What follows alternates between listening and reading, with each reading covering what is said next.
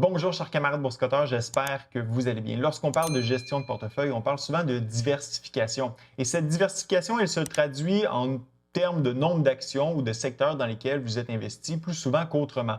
Par contre, il y a d'autres façons de diversifier son portefeuille d'investissement et une de ces façons-là, eh bien, c'est de sortir des marchés boursiers et d'aller ailleurs où on peut aller marché obligataire, mais encore mieux, on peut aller par exemple marché immobilier.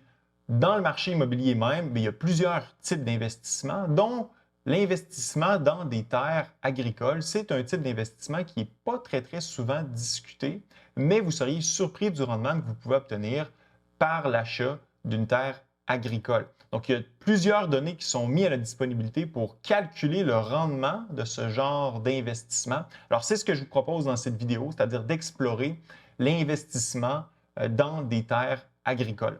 Donc, premièrement, je vous parle des sources de données que j'ai utilisées. Alors, je vous partage mon écran à l'instant.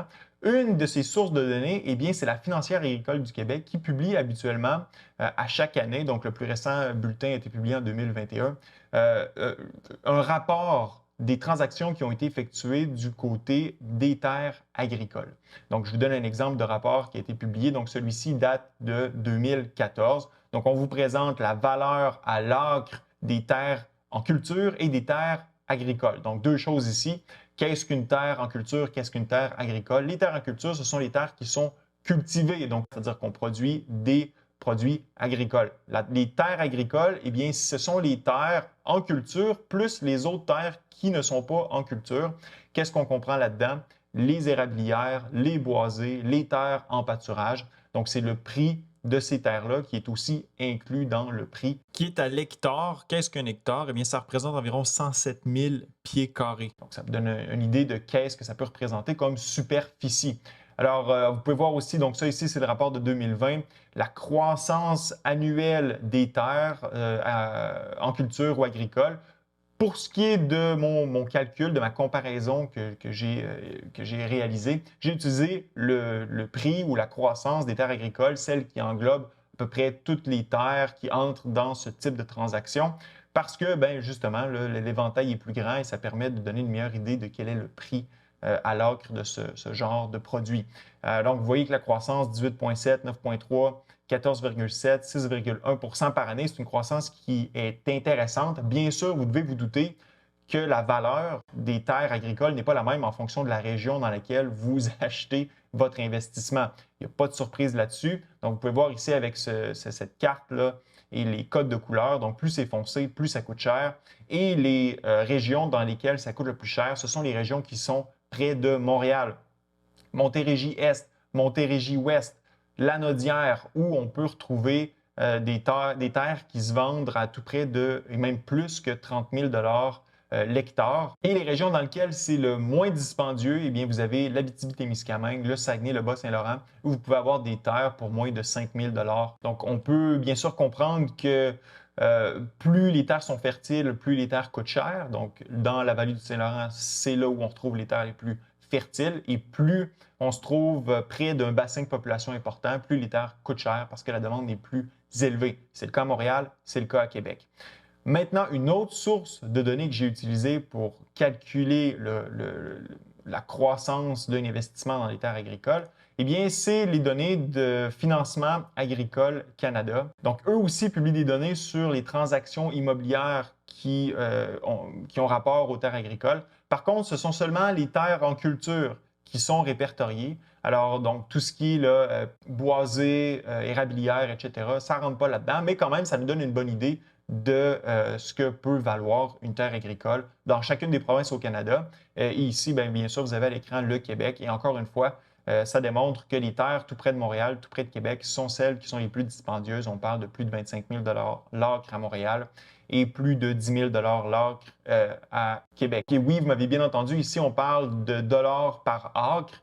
Donc, le Financement agricole Canada n'utilise pas la même mesure que la Financière agricole du Québec. Qu'est-ce qu'un acre? Eh bien, c'est environ 43 000 pieds carrés pour ce qui est de la superficie. Donc, avec ces données-là, eh bien, j'ai établi un tableau. Alors ici, vous voyez que l'accroissement des terres tel que calculé par Financement agricole Canada, est quand même assez élevé. Là. On parle de rendement annuel de 24, 15, 10, 7, 8, 8 Donc, ça reste un rendement assez intéressant. Donc, j'ai pris ces données-là. J'ai pris les données de la financière agricole, de Financement agricole Canada, et je les ai intégrées dans une feuille Excel pour essayer de comprendre quel était le rendement annuel là, moyen de ce genre d'investissement. Donc, ici, vous avez la valeur des terres en fonction des données que j'ai répertoriées au Québec. Et j'ai utilisé ici parce que la financière agricole du Québec là, ne nous a pas encore publié de rapport pour ce qui est de 2020, 2021, 2022. Donc, j'ai utilisé les données de Financement agricole Canada. Donc, ce sont bien sûr des estimations, mais qui risquent d'être près de la réalité, sans aucun doute. Donc, vous voyez que la croissance annuelle d'une terre agricole est quand même importante. 7, 25, 13, 8, 23, 18, 9, donc un petit recul en 2017. Mais c'est une croissance plutôt intéressante. Donc, j'ai comparé cette croissance-là avec d'autres produits, notamment l'argent, donc la monnaie. Et pour comparer cette croissance-là, j'ai utilisé la croissance annuelle de la masse monétaire. Donc ici, si vous me suivez bien, c'est une croissance qui est positive de la masse monétaire, mais c'est une décroissance de votre pouvoir d'achat. Donc, par exemple, en 2010, la masse monétaire a cru de 4 Ça veut dire que si vous déteniez 1 dollar au début de 2010, bien, à la fin de l'année, votre dollar valait environ 96 sous. Donc, vous allez voir dans le tableau plus bas l'impact que peut avoir la croissance monétaire sur votre pouvoir d'achat. Ensuite, j'ai utilisé les obligations américaines 10 ans, qui est un autre produit qui peut être intégré dans le cadre d'une diversification de notre portefeuille. Vous voyez que la croissance est un peu plus faible, 3, 2, 1, 2, 1 peu importe. Et j'ai bien sûr intégré le S&P 500 qui reste le baromètre en termes de performance des marchés, dont la croissance est quand même assez intéressante, du 15, du 16, 32, du 13 Donc, la croissance moyenne annuelle pour ce qui est du S&P 500 à 13,1 lorsqu'on intègre toutes les données, les obligations à 2,3 la masse monétaire à 6,8 et les terres agricoles à 11,5. Donc, qu'est-ce que ça donne lorsqu'on met ça côte à côte en termes de valeur monétaire? Alors, j'ai créé un scénario dans lequel vous auriez investi 10 000 en 2009 dans chacun des véhicules d'investissement suivants. Donc, soit la terre agricole, soit vous auriez conservé votre 10 000 en argent, soit vous auriez investi votre 10 000 en obligations ou dans le S&P 500. Alors, après 13 ans, combien vaut votre 10 000 que vous avez investi dans une terre agricole? En moyenne, bien sûr, 39 614 En argent, votre 10 000 ne vaut plus que 4 000 environ. Les obligations, votre 10 000 d'obligations vaut 13 363 et votre 10 000 investi dans le S&P 500 vaut 44 508. Donc, oui, le S&P 500 performe le mieux parmi ces 4 véhicules d'investissement.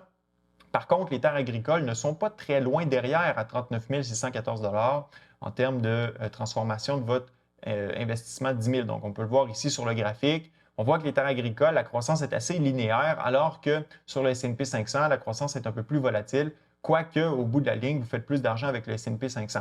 Par contre, ce qu'il faut considérer aussi, c'est que la terre agricole, eh bien, elle a, comparativement au S&P 500, elle a une valeur d'usage. Donc, le S&P 500, si vous investissez vous achetez un fonds négocié en bourse de S&P 500, tout ce que vous pouvez faire, c'est le regarder à chaque jour dans votre compte d'investissement. Il n'y a pas grand-chose d'autre que vous pouvez faire avec. La terre agricole, c'est tout autre chose. C'est-à-dire que vous pouvez la louer à un cultivateur qui va la cultiver. Si c'est un boisé, vous pouvez vendre le bois. Vous pouvez simplement profiter de votre terre agricole, c'est-à-dire que vous pouvez aller vous promener, vous faire des sentiers, etc. Donc, évidemment, il y a une valeur qui est associée à ça. Vous pourriez la louer, vous pourriez construire un chalet, donc vous pourriez la rentabiliser autrement et augmenter son rendement, ce que vous ne pouvez pas faire avec votre fonds négocié en bourse que vous détenez dans votre portefeuille d'investissement. Donc, c'est quelque chose à considérer, ce qui fait qu'à mon avis, la performance en termes d'investissement d'une terre agricole se compare à celle du S&P 500 lorsque vous factorisez les éléments que je viens de vous présenter. Maintenant, en terminant, eh bien, ce que je veux savoir, c'est ce que vous pensez de ce genre d'investissement. Est-ce qu'il y en a parmi vous qui est investi dans des terres agricoles, que ce soit des terrains forestiers ou des terres qui sont en culture? Donc, dans la zone commentaire, laissez-moi savoir ce que vous en pensez de ce genre d'investissement. Ce fut un plaisir d'être avec vous. À la prochaine.